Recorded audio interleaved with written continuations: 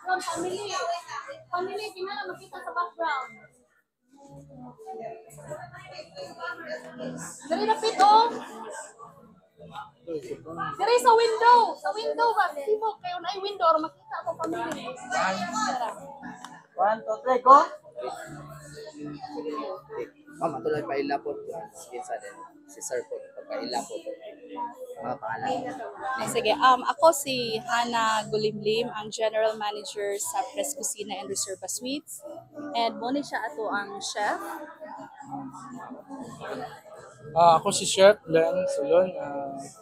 Ako ang chef sa Fresh Cucina. Hopefully soon nga ma-improve ta. Hopefully more customer and more clients. Thank you.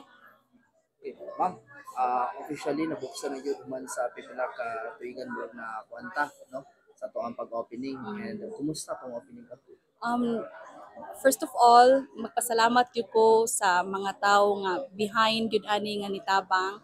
If not because of them, then dili gud ni ma-open ang Press Cucina tungod sa mga katong tungod sa mga kakulian.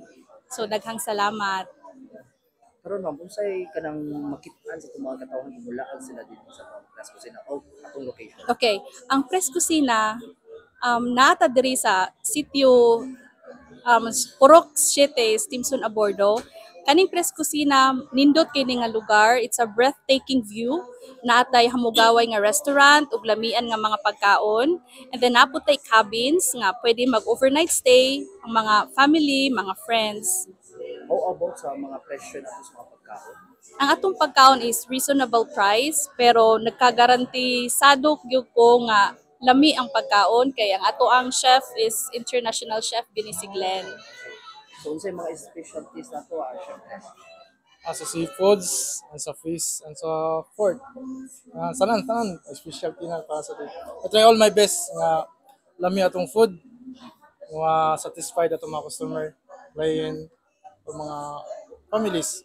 Hopefully soon nga daghan pa ang mga family ma-invite ato diri or ma-improve na lang. Thank you. So, arita man kumusta po sa ang suportal ni barangay and as well as atong asenso sa aming administration.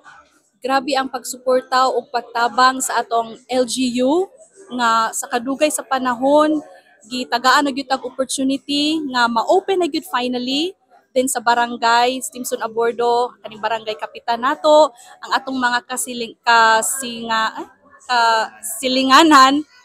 Grabe ilang support pud nila sa ilang pagtabang, sa pagpahina, sa pag-finalize sa plano. Daghang salamat sa mga taong nitabang kanamo. Naka-mention si Sir Kaganila na katong about sa ang mga workers din.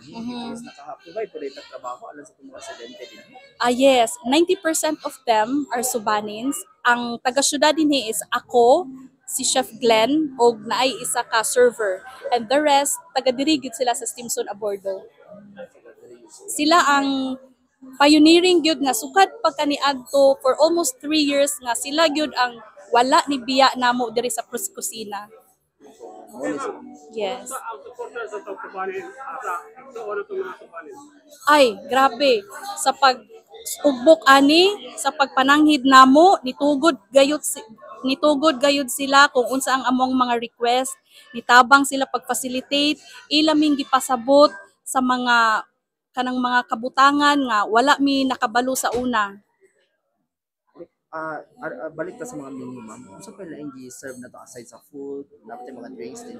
Yes, naatay kanang liquor, alcohol, din natin mga beer, naputay mga sodas, kape. Ang atong kape angay pang sigarbo, sakto no?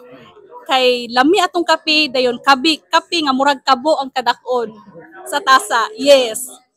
So mas maayo pag gabo na temporan din yung bugnaw kayong lugar. Yes, correct. Isang oras na mag-open nila. Sa buntag 7 o'clock, paingon sa gabi 9 sa gabi. Open ta Mondays until Sundays. Yes. Invite na lang siguro tong mga Uzamiston friends and kasilingan na naton dapat na mo bisita sa to.